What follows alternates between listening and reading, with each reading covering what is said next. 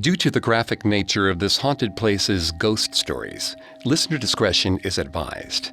This episode includes stories and discussions of suicide and assault that some people may find offensive. We advise extreme caution for children under 13.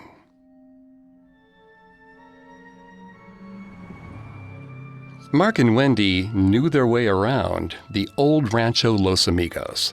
It was a perfect place to come on a summer night, far away from their watchful parents.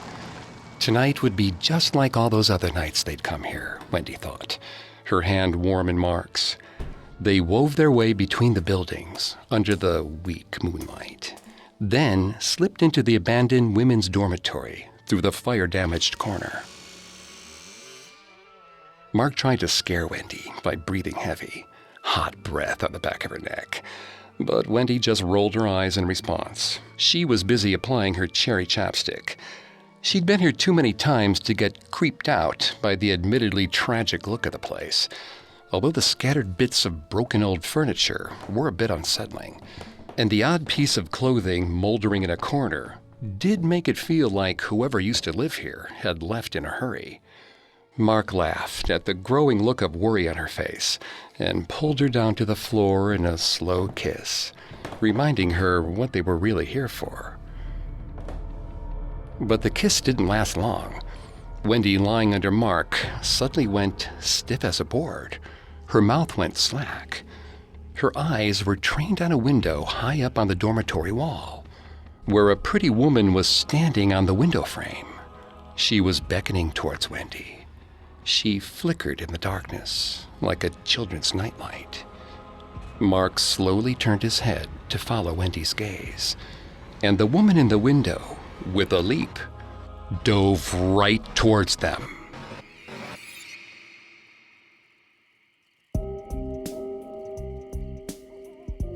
Welcome to Haunted Places, a Parcast original. I'm Greg Polson.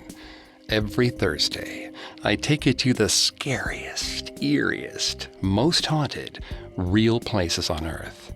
You can find more episodes of Haunted Places and all other Parcast originals for free on Spotify or wherever you listen to podcasts. To stream Haunted Places for free on Spotify, just open the app, tap Browse, and type Haunted in the search bar. At Parcast, we're grateful for you, our listeners. You allow us to do what we love. Let us know how we're doing. Reach out on Facebook and Instagram at Parcast and Twitter at Parcast Network. And if you enjoyed today's episode, the best way to help us is to leave a 5-star review wherever you're listening. This week, join me on a supernatural journey to the Rancho Los Amigos Hospital, a complex of decaying abandoned buildings that was once called the LA County Poor Farm, and discover why, to this day, it's haunted.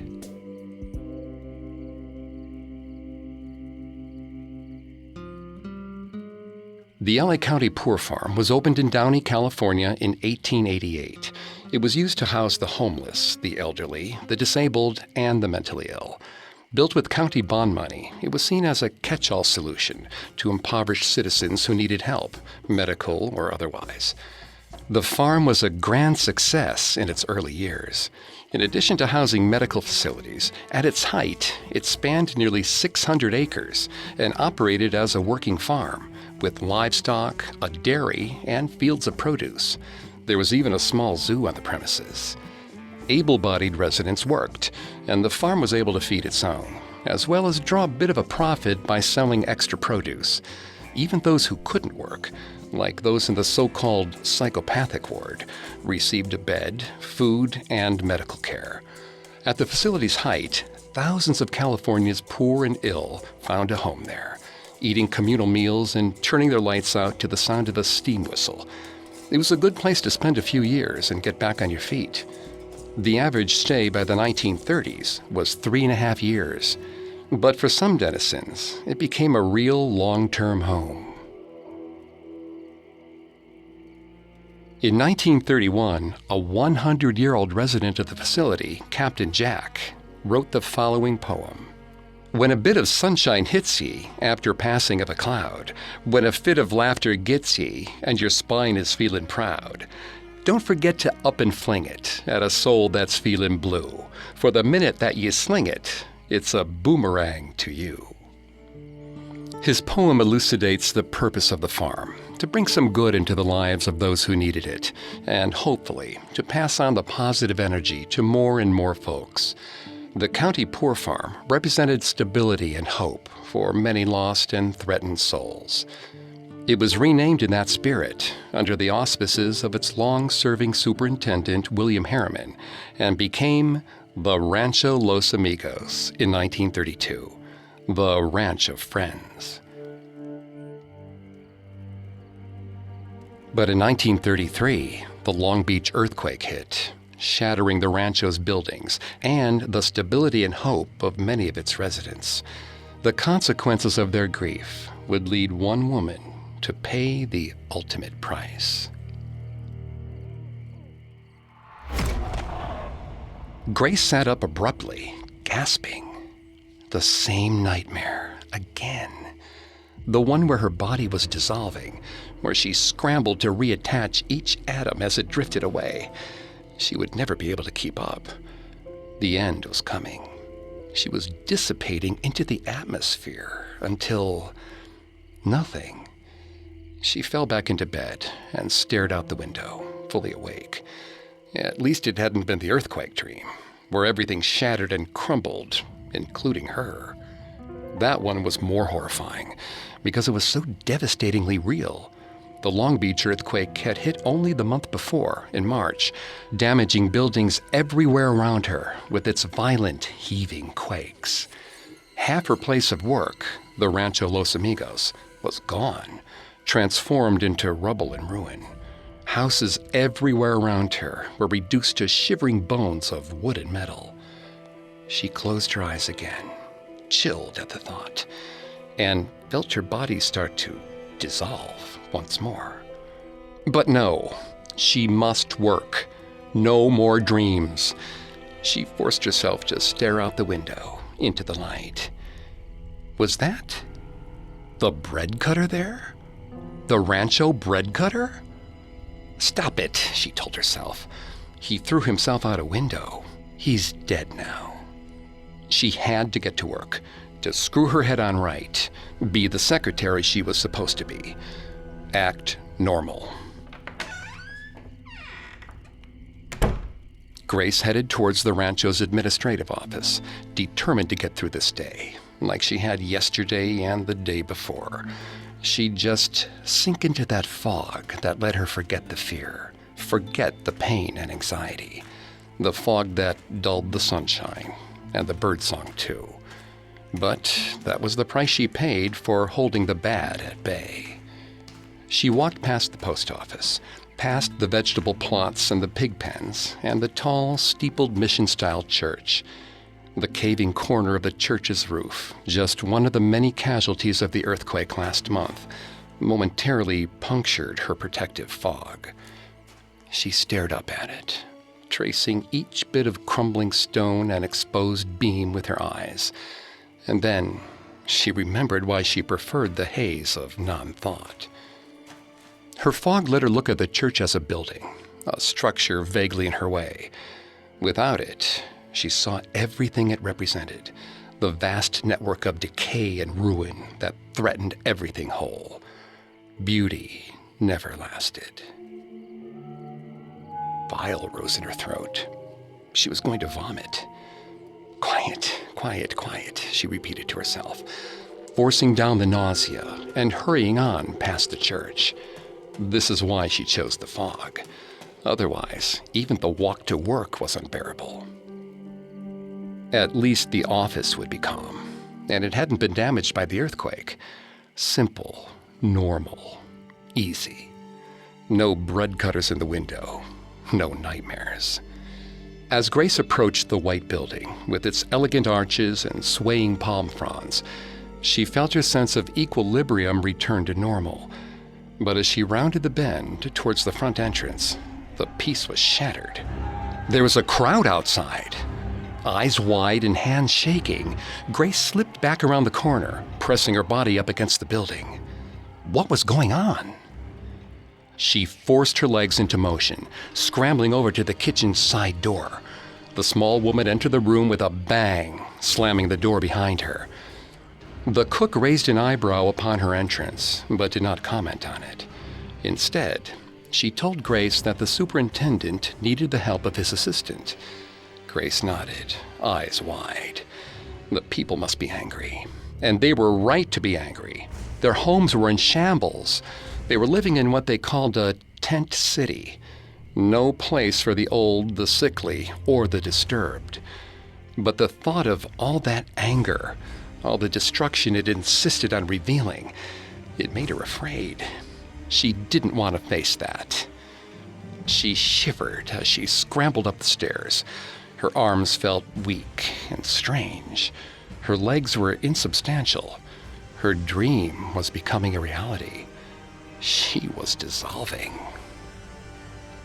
No, she couldn't think like that. Screw your head on. Dull the sensations. Act normal, she insisted to herself as she opened her boss's door.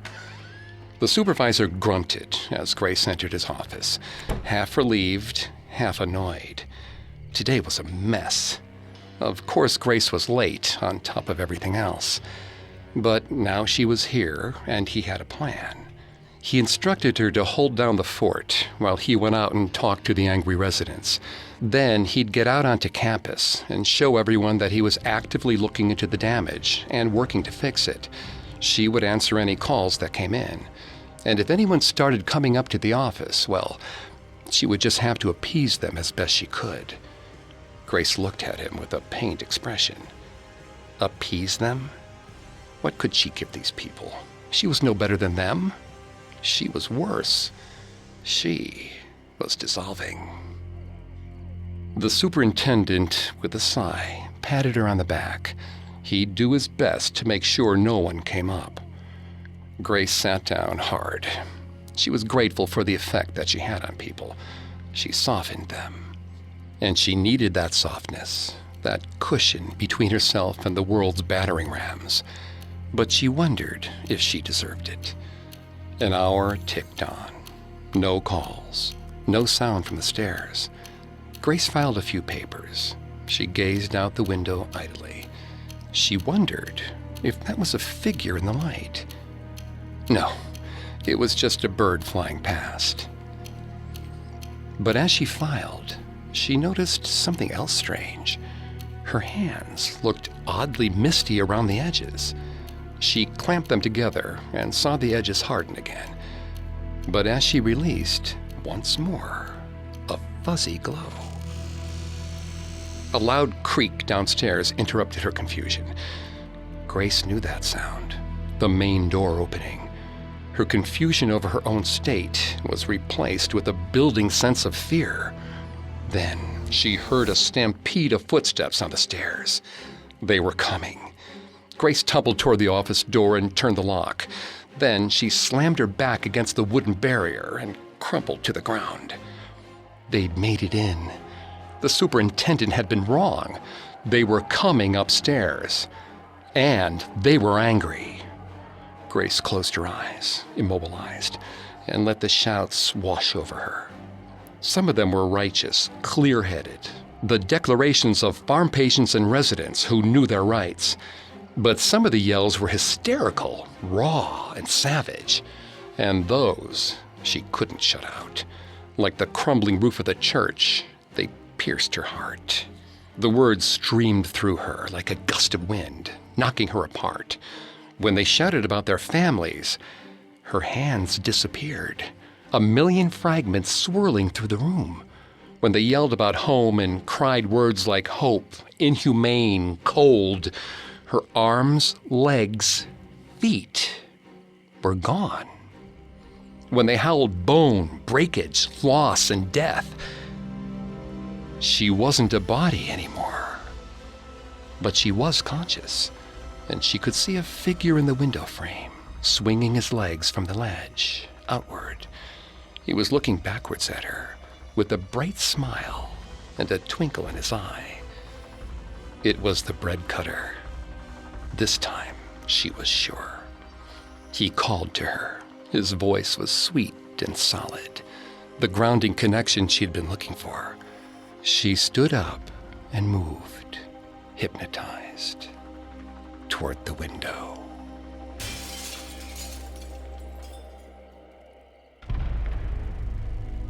Grace Wagner, a 35-year-old secretary, jumped out the window in 1933 when residents of the Rancho Los Amigos flooded her office with angry complaints about the tent city. The tent city was temporary housing set up in the face of damage to most of the campus's buildings after the March 1933 Long Beach earthquake. It was far from an ideal situation. But Grace wasn't the first person tied to the rancho to throw herself out a window. She was following in the footsteps of a bread cutter, and in the spirit of several other denizens of the farm who committed suicide over the years, through one method or another. The rancho was a beautiful place, but it was full of troubled souls, the kind of souls that don't always find the peace they might be looking for in death. Coming up, the rancho disappears, but not all its residents go with it. Now, back to the story. From the beginning, the idyllic LA County Poor Farm, or Rancho Los Amigos as it came to be called, was haunted by death and unhappy souls. Some were the denizens of the farm, like the bread cutter, while some, like Grace Wagner, seemed to have been affected by the dark energy eddying throughout the community. Over time, the cracks in the surface of the rancho became very literal. In the late 1950s, the south side of the rancho campus, which housed the farm as well as the mental hospital, the dormitories, and the superintendent's craftsman-style house, was slowly phased out. The buildings were boarded up and abandoned. The north side of the complex, which housed the hospital, remained operational, and still is today, as the Rancho Los Amigos National Rehabilitation Center. Over the ensuing decades, the abandoned farm turned into a wasteland. By 1980, none of the buildings were in use any longer. Most of them were left standing, but they were boarded up. Many were damaged by fires. All of them were ravaged by the elements. And in 2006, the Marines decided they were the perfect place to run drills.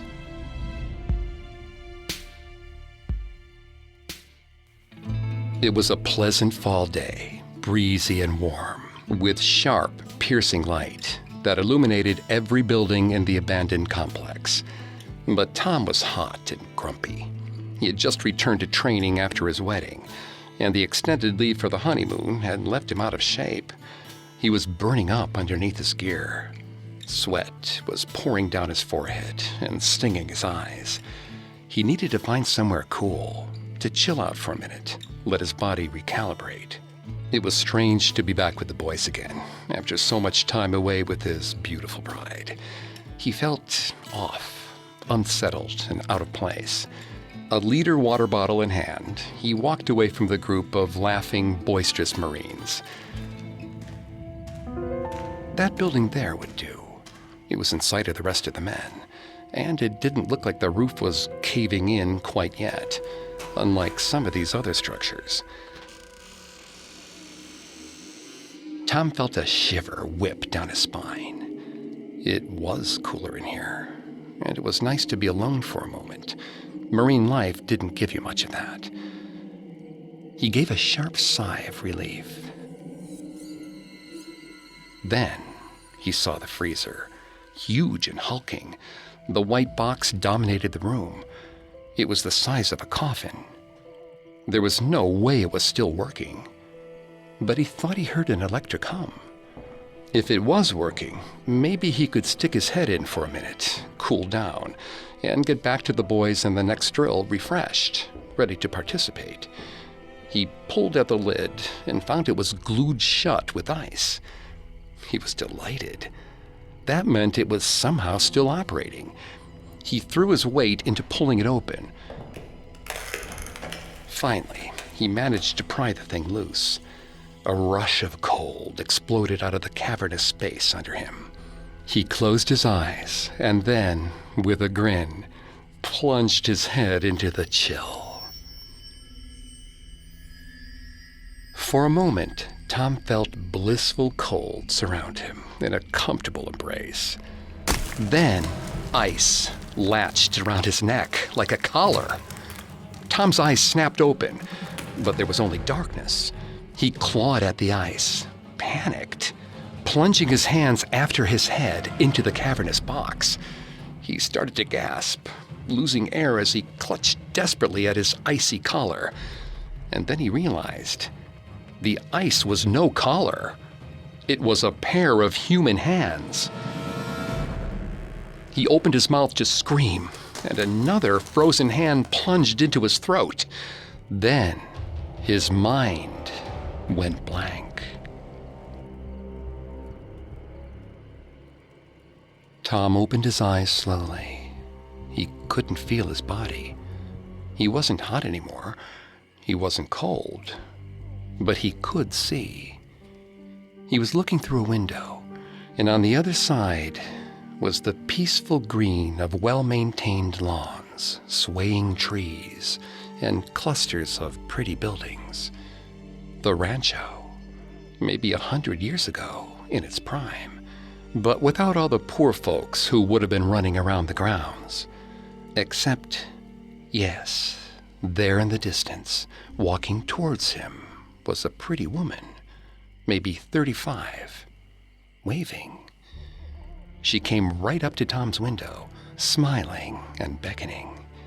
She didn't speak, but he felt a flood of promises wash over his body. He knew that with her, he'd be alone, light as a feather, free. Tom stared at her, astonished. Was he dead? Was this the end? But he didn't want to die. Sure, he felt the pressure of marine life, of the constant regimented action. But he loved his brothers, his family, his bride. He was happy, more or less. And yet, the woman reached out a hand towards his face. It passed through him like air. But it was the tenderest, most loving thing he had ever felt. So gentle. Tom reached his arm through the window frame towards her. Then, as his hand crossed the threshold into that peaceful, sunny landscape, it was hit with incredible cold. He drew it back sharply and stumbled backwards, away from the woman. What was this? He didn't need more peace. He needed to get out of here. The woman frowned at him, accusatory, and turned away, dissolving into the landscape. Then, everything went black again. Tom woke up on the floor. Surrounding him were the concerned faces of his fellow Marines. They were urgently asking if he was all right, if he needed anything, if they should run him across the highway to the hospital. Tom stared mutely for a minute. They were here. He was here. But his relief only lasted a minute. Sensation flooded his body as he turned his head towards the freezer. With the sensation came panic. He choked out the word freezer. He wanted to explain to the boys, but he didn't know what to say, where to begin. The men glanced at one another, their consternation only increasing as Tom dragged his body off the floor and started patting their arms and backs while moving steadily towards the freezer. He knew he was acting strangely, but he couldn't help it. They felt so solid, so real, so warm. The men watched him curiously as he stepped in front of that large white box. The top was still opened. But this time, instead of plunging his head down, Tom peered in from above, carefully. He could see some ice-covered lumps, but it was impossible to tell. It could be anything. Tom turned back to the men and announced that they needed ice picks. There was something in there, and they needed to dig it out. Tom's captain hesitantly nodded. Two of the men ran off to find tools. When they got back, the digging began. What they found under the ice shocked everyone, except Tom. The freezer was full of dismembered human body parts. In early October 2006, a group of Marines discovered brain matter, feet, 10 legs, and a bag labeled biohazard in a freezer within an abandoned Rancho Los Amigos building. The Marines called the sheriff, who sent homicide investigators. A pathologist examined the body parts to determine if the gruesome finding was the product of foul play. He determined that they were not. They were, he announced, amputated medical specimens. The Rancho Los Amigos hospital confirmed that the building where the body parts were located hadn't been used in over 25 years, since the late 1970s, and that the freezer of specimens had likely been overlooked in the move to the north side of the Imperial Highway. That didn't stop the discovery from shocking locals. The already strange, rambling complex of the abandoned poor farm had just gotten a whole lot creepier.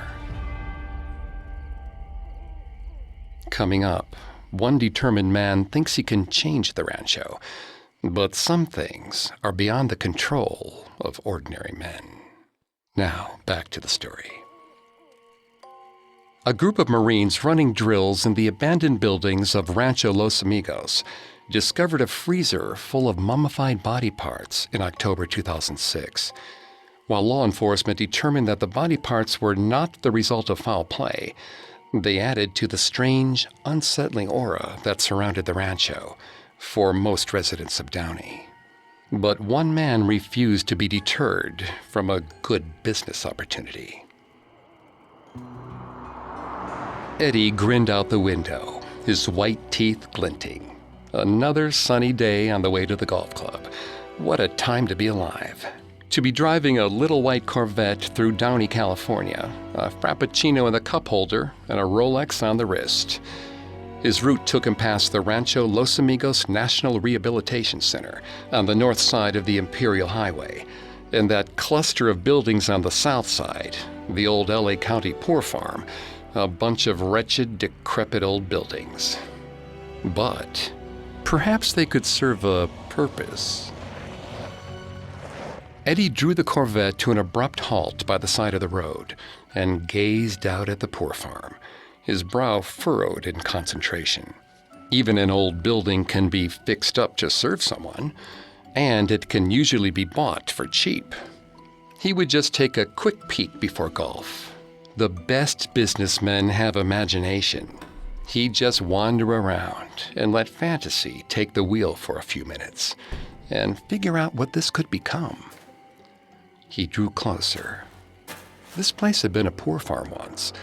What if it was a place for the homeless to gather once again? Eddie grinned to himself, delighted with his own ingenuity. He no longer saw the run-down structures in front of him. In their place was a collection of newly plastered and painted buildings, surrounded by farmed plots and busy little figures running to and fro. He laughed, impressed by the power of his own imagination. It was like looking through a window into a world of possibility. But as he got closer to the buildings, the California sun, as bright as ever, ceased to feel warm on his skin. Instead, cold bit at his shoulders, his arms, the crown of his head, right where it should have been the warmest. Goosebumps exploded across his body. As he blinked at the buildings in front of him, the new buildings and the little figures wavered, translucent, a little gray. Panic bubbled up in his throat. His knees went weak. And then, two figures cut out of the crowds and started walking towards him. One was a hardy man with a big grin cracking his face in two. The other, a peaceful-looking woman, lovely and pale. But the figures had a harsh message for this silly little man, tramping into their farm full of greed and arrogance. Their ire seemed to swirl out of their bodies like a mist, settling in Eddie's mind. He wasn't in control here. Control was just an illusion. But they had an offer for him. Here, he could give up that illusion. Find quiet, peace, away from all the ugly business of the world, of the wheeling and dealing, and the treacherous promises of success. Eddie stared at them, aghast. He tried to turn around, but his body was frozen in place. The man chuckled malignantly, kissing Eddie's forehead. The fear was normal, but Eddie was supposed to be here. He needed the rancho. This was his salvation, and their revenge. Eddie shuddered involuntarily. He still couldn't move his body, but the wheels in his head were turning 1,000,000 miles a minute. How the hell was he going to get out of this? He just needed to get back to his Corvette, to the golf club, to his melting Frappuccino. Tears started to roll down Eddie's cheeks. His hosts, with dispassionate shrugs, reminded him that he just needed to give up control if he wanted to go home so badly. Then they walked away. Eddie frantically tried to figure out what that meant. How could he give up control? It wasn't something he'd even considered before, much less tried. Deep breathing, maybe. Do-good hippie types who talked about power loved deep breathing. But his body didn't unclench. Eddie stood there, stock still and unable to move, unable to conceptualize abandoning power. That would take more than a few minutes of deep breathing. But until he figured it out, he'd be stuck in the ether amongst the ghosts. His Corvette just out of reach.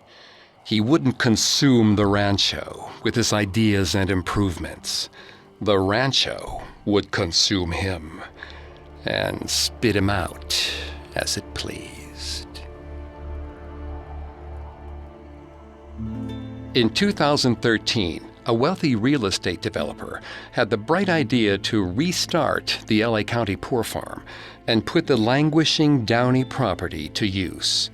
He was not clear about whether the LA's homeless population, once transferred to the property, would work the land like the indigents of yore.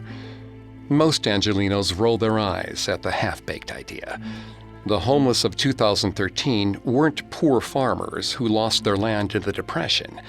The political and social landscape of poverty in general, and homelessness in particular, had changed enormously since 1888. As of 2019, there are tentative plans to take the old Rancho Los Amigos land and use it for county office buildings.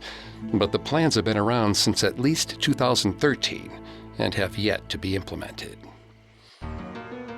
Perhaps that's due to the interference from the spirits of the rancho.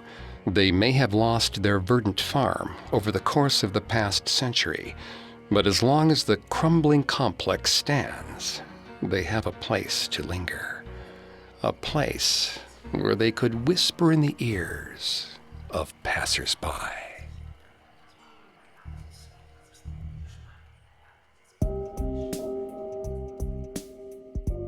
Thanks again for tuning into Haunted Places. We'll be back on Thursday with a new episode. You can find more episodes of Haunted Places and all other Parcast originals for free on Spotify. Not only does Spotify already have all your favorite music, but now Spotify is making it easy for you to enjoy all your favorite Parcast originals, like Haunted Places, for free from your phone, desktop, or smart speaker.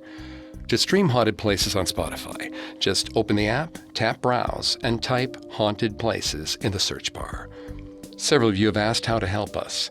If you enjoyed the show, the best way to help is to leave a 5-star review. And don't forget to follow us on Facebook and Instagram at Parcast, and Twitter at Parcast Network. I'll see you next time. Haunted Places was created by Max Cutler, is a production of Cutler Media, and is part of the Parcast Network. It is produced by Max and Ron Cutler, with sound design by Kenny Hobbs. Production assistance by Ron Shapiro and Paul Mahler. Additional production assistance by Maggie Admire and Freddie Beckley. This episode of Haunted Places was written by Nora Battelle. I'm Greg Polson.